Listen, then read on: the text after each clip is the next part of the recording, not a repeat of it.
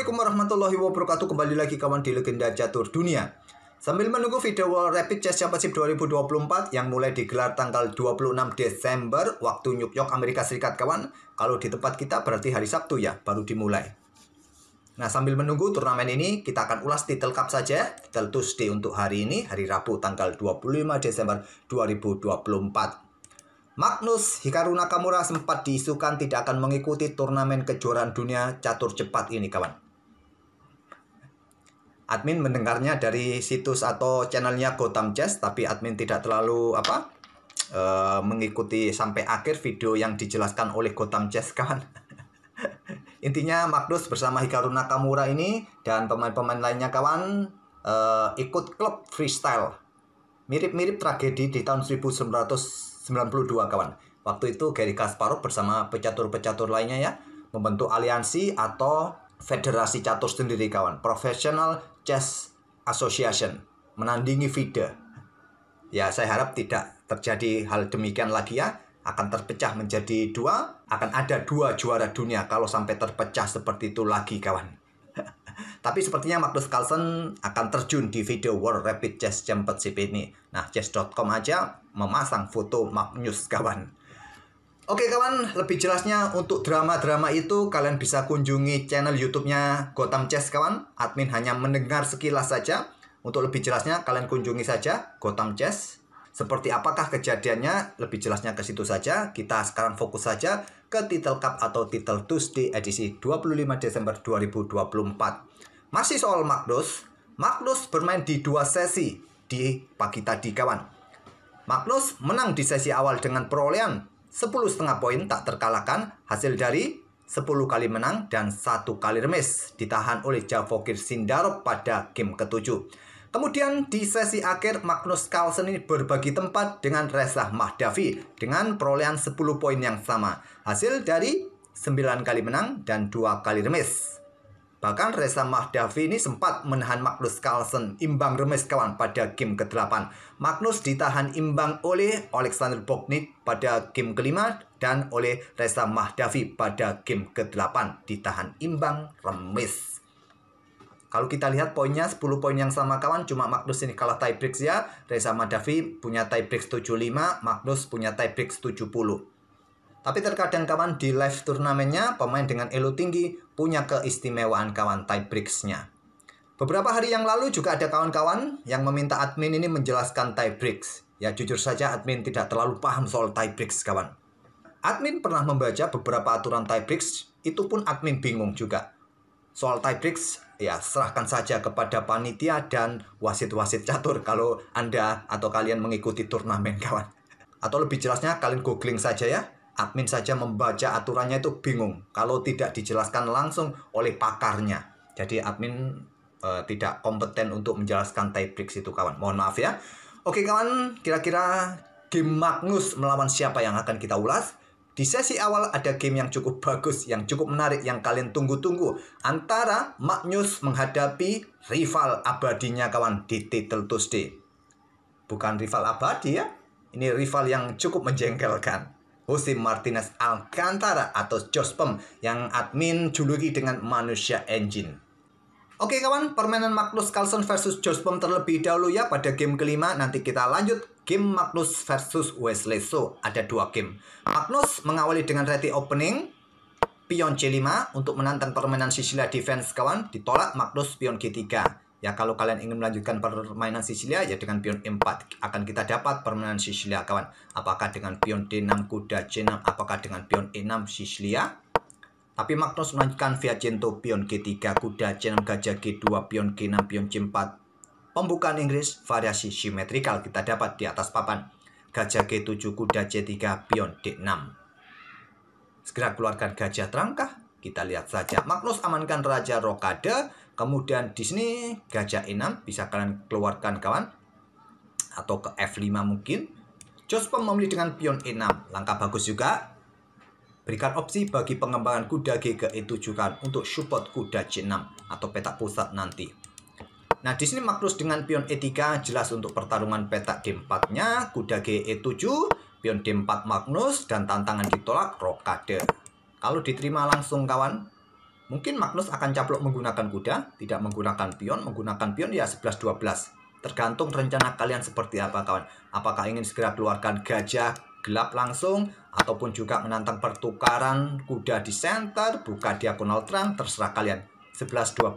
Yang penting kalian punya ide, punya rencana berikutnya seperti apa. Nah, Jospom memilih amankan raja saja, rokade pendek, benteng B1.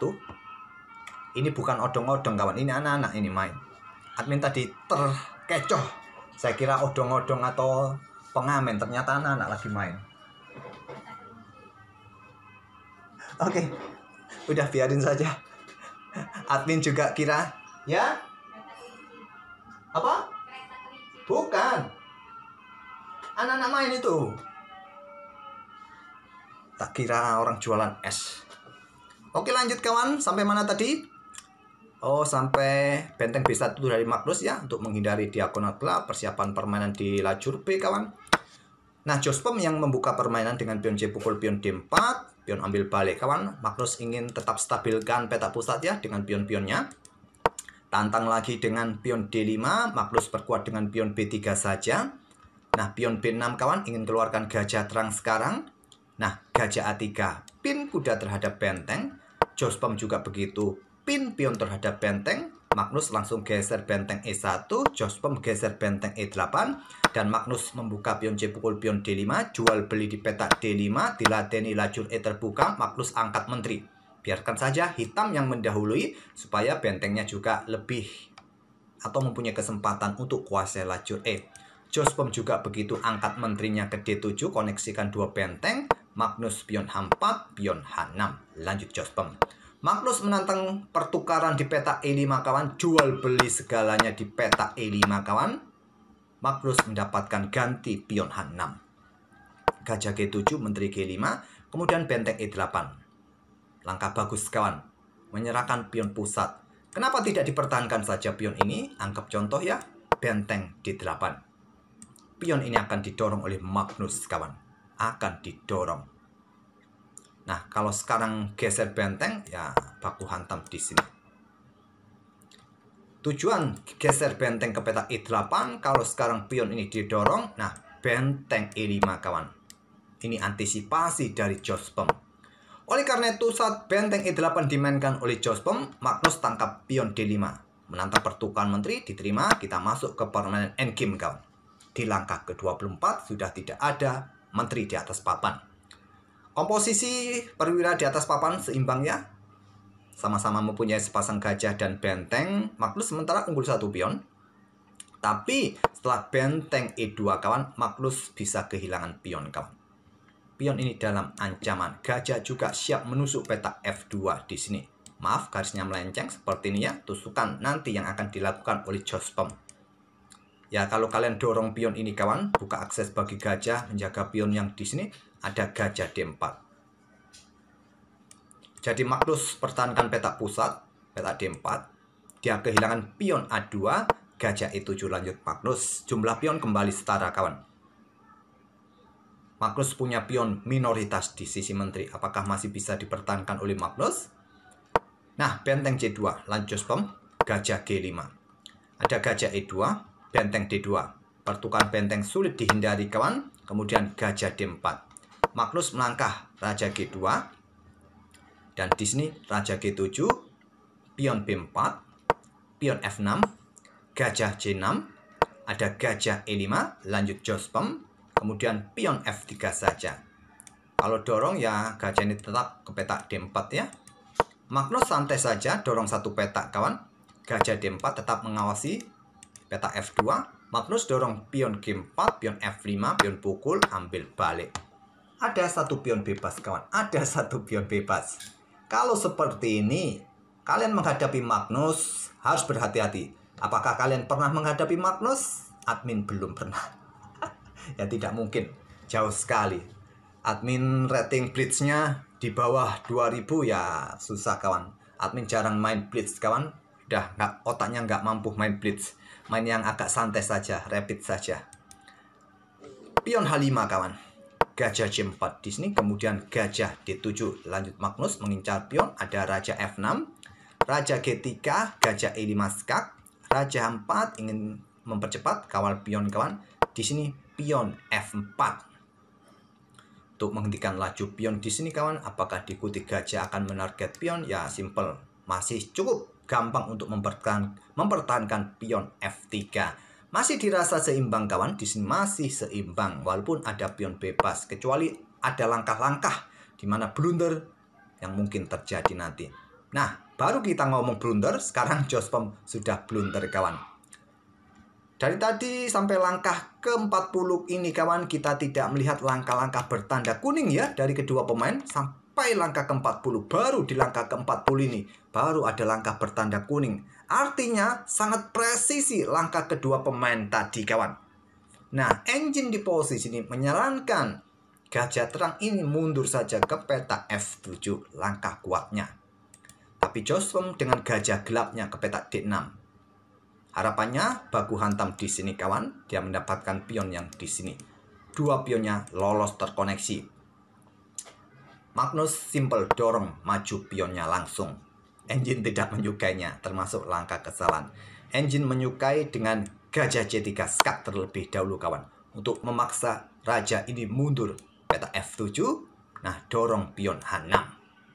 Magnus dorong pion B5-nya terlebih dahulu sebelum caplok pion ini kawan. Nah, ada pion A5, N-Pasen. Ambil balik dengan gajah kawan. Sama-sama punya pion bebas. Tapi Magnus lebih cepat ya, tinggal 3 petak di lajur H. Magnus gajah C3 skat. Blokade langkah kesalahan kawan. Ya, raja ke F7 yang terkuat. Salah lagi blokade, memberikan kesempatan Magnus untuk jual beli kawan. Dan raja naik ke peta G5. Lanjut Magnus tidak memberikan kesempatan raja hitam maju ke peta F6. Tinggal dorong pion kawan. Dihadang dengan gajah D3, dorong pion H6. Di sini gajah C2 membuat langkah menunggu. Magnus simple, siap reposisi, hadang pergerakan gajah kawan, pion bisa promosi. Ya, seperti biasa Jospom ini kawan sudah tahu kalah posisi, kalah materi, terkadang jaim. Jaim dia, benar-benar jaim saat melawan Magnus. Bertempur habis-habisan sampai kontrol waktunya juga habis kawan. Habis. Baru berhenti permainan. Oke, itulah kawan permainan Magnus melawan rival beratnya di Title Cup. Bukan rival beratnya ya, apa ya? Cukup menarik lah kalau kedua pemain ini bertemu. Selalu admin ulas kawan. Oke, game berikutnya Magnus melawan Wesley So kawan. Pada game ke-8 di sesi awal juga, Magnus mengawali dengan pion E4, pion E5, gajah C4. Bermain dengan bishop opening atau pembukaan gajah. Kuda F6 serang pion, pion D3 dimainkan Magnus. Kalau dengan kuda C3 kawan, mungkin dengan pion C6 hitam bermain gajah B4 ataupun ke peta C5 kawan. Magnus memilih dengan pion D3 untuk mempercepat aktivitas perwira terutama gajah gelapnya. Dan di sini pilihan utamanya yang paling populer adalah kuda C6 atau pion C6 kawan. Memilih gajah C5.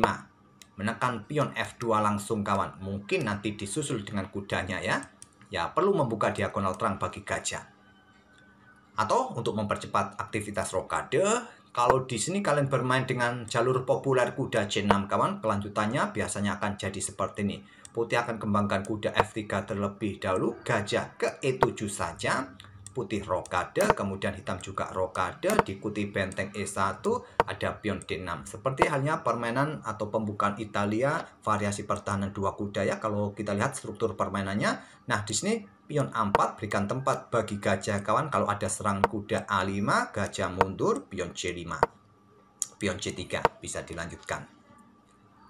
Oke, kalau dengan pion C6 kawan, biasanya dengan kuda F tetap, putih akan melanjutkan pengembangan, hitam dobrak peta pusat dengan pion D5, gajah mundur ke B3, dan di sini melanjutkan dengan langkah gajah D6 terlebih dahulu untuk perkuat posisi pion sebelum jual beli. Nah, putih akan kembangkan kuda C3, baru dengan pion D pukul pion E4, ambil balik kawan dengan pion. Atau mungkin kalau terjadi baku hantam juga tidak langsung diambil balik dengan langkah kuda G5, juga bagus di sini. Nah, putih rokade, baru kuda caplok pion di peta E4. Oke, dua jalur itu bisa jadi bahan referensi kalian untuk membangun struktur permainan kalian di tahap pembukaan ya. Bisa kalian hafal. Bagi kawan-kawan pemula tentunya, kalau yang sudah ahli, yang sudah pinter, udah jangan banyak protes. Berikan kesempatan bagi kawan-kawan yang lain untuk belajar. Bukan untuk admin, kawan. Untuk teman-teman yang baru belajar ya. Gajah C5. Kita lanjut saja untuk percepat di tahap pembukaan ini, kawan. Nanti di permainan middle game baru akan kita otak-atik. Oke, di sini mungkin ada yang tanya kenapa hitam tidak langsung dobrak saja petak pusat ya dengan pion D5. Gajah akan ditahan saja, mundur ke petak B3 sama seperti tadi, kawan. Nah, pion pukul pion, kuda ini bergerak. Nanti siap caplok pion ini dengan salah satu kuda. Simple seperti itu saja. Jadi Wesley So menahan diri saja dengan pion D6, perkuat posisi pion pusatnya, kawan. Bang, saat pion D5 tadi didorong, bang. Gajah mundur, jual beli. Kenapa kuda kok bergerak ke petak G5? Kenapa tidak caplok pion ini, bang? Karena gajah F2, kawan. Menteri D4. Karena seperti itu. Oke, pion D6, pion A4, kawan. Rokade Wesley So, rokade juga Magnus. Benteng E8 ada kuda G5. Langsung direct ancaman pada petak F7. Benteng E7, Raja H1 menghindari diagonal gelap. Dan jelas persiapan bermain dengan pion F-nya. Pion H6, Magnus pion F4, korban kuda, kawan. Tidak diterima Wesley So, pion E pukul, pion F4. Kenapa? Kalau diterima kuda ini, maka pion ambil balik, posisinya juga mengancam kuda, kawan. Dengan benteng, dengan gajah, kawan, pion ini juga dipersiapkan didorong maju. Jadi Wesley So memilih dengan pion E pukul, pion F4, kuda caplok, pion F7. Magnus korban, kawan, mendapatkan kompensasi benteng plus 1 pion. Langkah yang bagus dari Magnus Carlsen, kawan. Pion D4 terlebih dahulu. Gajah B4, baru gajah caplok pion F4 lanjut Magnus. Di sini hitam menyarankan raja ini segera digeser, meninggalkan lajur F, kan. Sesegera mungkin. Mungkin diikuti menteri F3, backup kuda di sini, kawan. Wesley So eliminasi kuda, kawan. Terlebih dahulu gajah sikat kuda untuk memperlemah pion ini. Ambil balik. Tentu saja kalian tidak bisa caplok pion ini ya. Raja kalian masih dalam posisi yang bisa kena serangan X-ray. Raja G8 dan Magnus punya kesempatan backup pionnya. Menteri F3. Tapi kurang kuat menurut engine. Menurut engine yang kuat di sini bisa bermain dengan pion E5 saja langsung. Mungkin ada gajah G4 serang menteri. Nah, menteri mungkin bergerak kemana enaknya, kawan? Naikkah ke peta atau geser ke peta E1 ataupun bergeser ke B1 menyerang pion?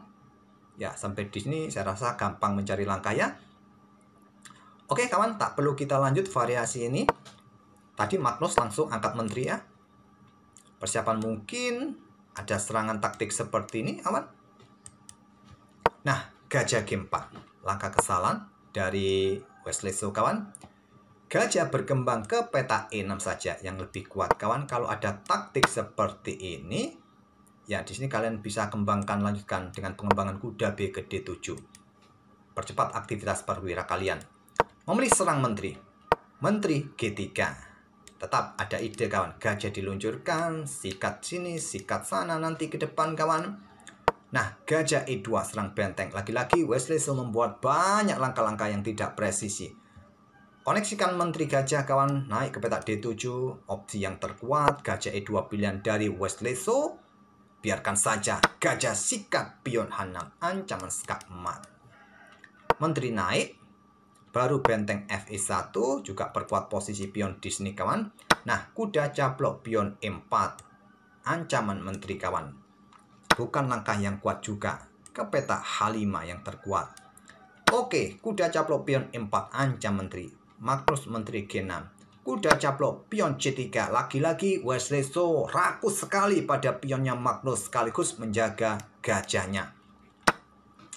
Gajah ini dilepas saja menurut engine. Nggak logis juga, kawan. Kuda D7 pilihan dari Stockfish. Oke, kuda ambil pion C3.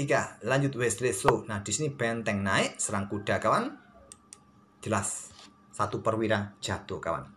Nah, kuda ke E4. Benteng ambil gajah. Pion D5. Ada benteng G3.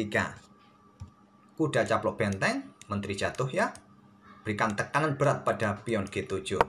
Kuda berkembang, Magnus caplok pion G7, skak, raja geser, dan benteng ambil pion B7. Wesley So menyerah di langkah ke-26. Kalah kualitas perwira kawan, sudah tak perlu dilanjutkan lagi. Apalagi kontrol waktu Magnus masih sangat banyak. Masih sangat banyak ya. Oke, tak perlu admin lanjutkan lagi ya. Yang jelas nanti kalian geser saja raja kalian ini supaya aman ya, agar tidak ada serangan di back rank.